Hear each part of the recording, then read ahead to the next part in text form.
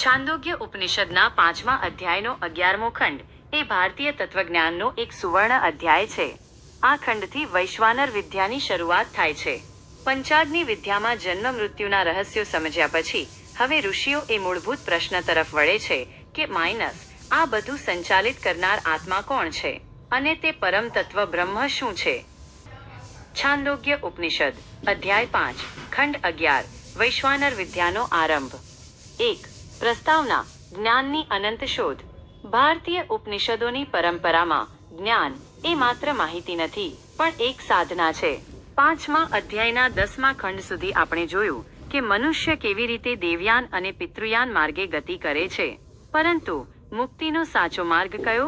એ કયું તત્વ છે જેને જાણ્યા પછી બીજું કંઈ જાણવાનું બાકી રહેતું નથી? આ જિજ્ઞાસા સાથે 11મા ખંડની કથા શરૂ થાય છે.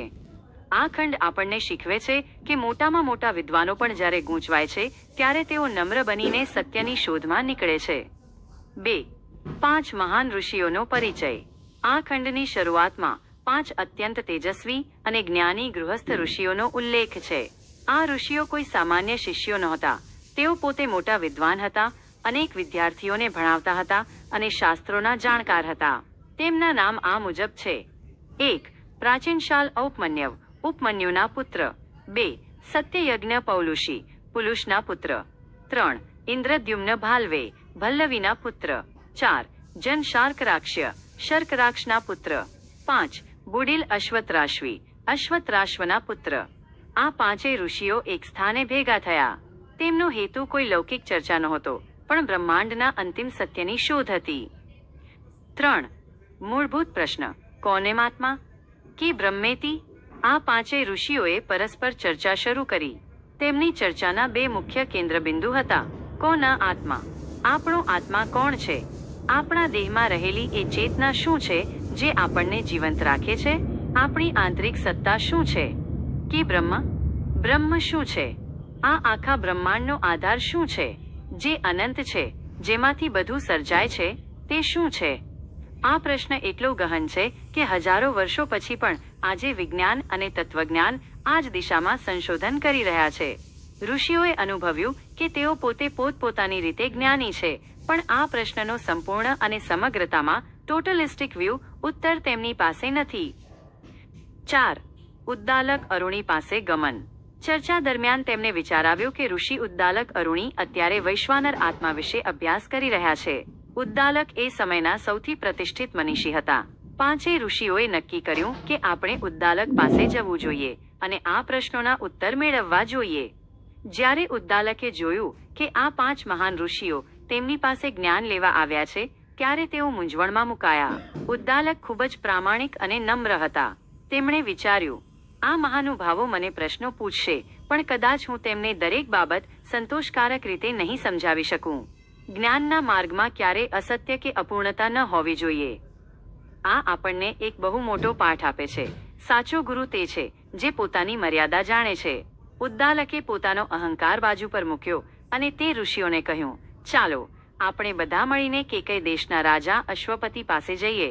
તેઓ અત્યારે વૈશ્વાનર આત્માના સૌથી મોટા જ્ઞાની છે. 5. રાજા અશ્વપતિ, એક આદર્શ શાસક અને જ્ઞાની. અહીં એક બહુ રસપ્રદ વાત છે.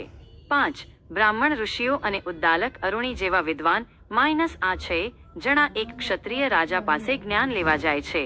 આ દર્શાવે છે કે પ્રાચીન ભારતમાં જ્ઞાન એ કોઈ જાતિ કે વર્ગની જાગીર નહોતી. જ્યાં સત્ય હોય ત્યાંથી તેને ગ્રહણ કરવું એ જ આર્ય પરંપરા હતી. જ્યારે આ ઋષિઓ રાજા અશ્વપતિના મહેલે પહોંચ્યા ત્યારે રાજાએ તેમનું ભવ્ય સ્વાગત કર્યું. રાજા અશ્વપતિ માત્ર જ્ઞાની જ નહોતા પણ એક અત્યંત નૈતિક શાસક પણ હતા. તેમણે ઋષિઓને દાન દક્ષિણા આપવાની ઈચ્છા વ્યક્ત કરી પણ ઋષિઓએ જે કહ્યું તે અદ્ભુત છે. રાજાએ પોતાના રાજ્યની મહત્તા વર્ણવતા કહ્યું હતું, મારા રાજ્યમાં કોઈ ચોર નથી, કોઈ લંપટ નથી, કોઈ દારૂડિયો નથી, કોઈ એવો વ્યક્તિ નથી જેણે અગ્નિહોત્ર યજ્ઞ ન કર્યો હોય અને કોઈ અવિદ્વાન અભણ નથી. આ વાક્ય દર્શાવે છે કે રાજા અશ્વપતિએ કેવું આદર્શ રાજ્ય સ્થાપ્યું હતું. પરંતુ ઋષિઓ ત્યાં ધન લેવા નહોતા ગયા. તેમણે રાજાને કહ્યું, મનુષ્ય જે હેતુ માટે જેની પાસે જાય તેણે તે જ વાત કરવી જોઈએ. અમે અત્યારે વૈશ્વાનર આત્મા વિશે જાણવા આવ્યા છે કૃપા કરીને અમને તે સમજાવો. 6. વૈશ્વાનર વિદ્યાનો ગૂઢ અર્થ. વૈશ્વાનર શબ્દ બે શબ્દોનો બનેલો છે. વિશ્વ વત્તા નર. વિશ્વ સમગ્ર બ્રહ્માંડ. નર મનુષ્ય અથવા નેતા જે દોરે છે તે. વૈશ્વાનર એવી ચેતના જે સમગ્ર વિશ્વમાં, મનુષ્યોમાં અને ચરાચર જગતમાં વ્યાપ્ત છે. તે બ્રહ્માંડનો વિરાટ આત્મા છે. રાજા અશ્વપતિ સમજી ગયા કે આ ઋષિઓ આત્માને કોઈ ટુકડામાં સમજે છે, સમગ્રતામાં નહીં. કોઈ આકાશને આત્મા માને છે, કોઈ સૂર્યને તો કોઈ વાયુને. રાજા હવે તેમને એ સમજાવશે કે આ બધી જ વસ્તુઓ તે એક જ વિરાટ પુરુષના અંગો છે. 7. 11મા ખંડનું તાત્વિક વિશ્લેષણ અને જીવનબોધ. આ ખંડ આપણને કેટલાક ગહન પાઠ ભણાવે છે જે આજે પણ પ્રસ્તુત છે. 1. સમૂહ ચર્ચા, સત્સંગ. ઋષિઓ એકલા સાધના કરવાને બદલે ભેગા મળીને ચર્ચા કરે છે. સત્યની શોધમાં જ્યારે સમાન ઉદ્દેશ્યવાળા લોકો ભેગા થાય છે ત્યારે જ્ઞાનનો પ્રકાશ જલ્દી ફેલાય છે. 2. જિજ્ઞાસા એ જ યોગ્યતા. ઋષિઓ પાસે બધું જ હતું, સન્માન, શિષ્યો અને સંપત્તિ. છતાં તેમની અંદર એક તરસ હતી. હું કોણ છું? એ પ્રશ્ન જ્યાં સુધી ન જાગે ત્યાં સુધી આધ્યાત્મિક યાત્રા શરૂ થતી નથી. 3. નમ્રતા, હ્યુમિલિટી. ઉદ્દાલક ઋષિ જેવું પાત્ર દુનિયામાં દુર્લભ છે. પોતાના શિષ્યો સામે અને અન્ય ઋષિઓ સામે પોતાની અપૂર્ણતા સ્વીકારવી એ સૌથી મોટી વીરતા છે. આ જ નમ્રતા તેમને રાજા અશ્વપતિ સુધી લઈ ગઈ. 4. રાજાનું કર્તવ્ય. રાજા અશ્વપતિનું રાજ્ય એ વાતનું પ્રતીક છે કે આધ્યાત્મિક જ્ઞાન ત્યારે જ ફળે છે જ્યારે સમાજ નૈતિક હોય. જ્યાં ચોરી, વ્યભિચાર અને અજ્ઞાન હોય ત્યાં બ્રહ્મવિદ્યા ટકી શકતી નથી. 8. ઉપસંહાર, આગળની ભૂમિકા. ખંડ 11 અહીં પૂરો થાય છે, જ્યાં 6 ઋષિઓ રાજા અશ્વપતિના શિષ્યો બનવા તૈયાર થાય છે. બીજા દિવસે રાજા આ ઋષિઓની પરીક્ષા લેશે અને તેમને પૂછશે કે તેઓ કોને આત્મા માને છે. અહીંથી જ્ઞાનની એ પ્રક્રિયા શરૂ થશે જે સાબિત કરશે કે આકાશ એ વૈશ્વાનરનું મસ્તક છે, સૂર્ય એ તેની આંખ છે, વાયુ એ તેનો પ્રાણ છે, પૃથ્વી એ તેના ચરણ છે.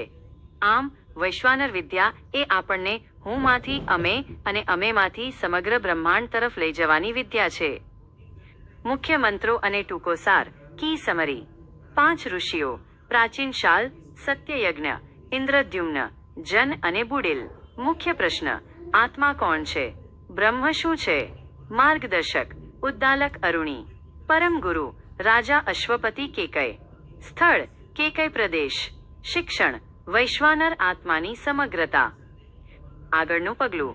આ 11મા ખંડ પછી 12મા ખંડથી રાજા અશ્વપતિ પ્રત્યેક ઋષિને વ્યક્તિગત પ્રશ્નો પૂછવાનું શરૂ કરે છે.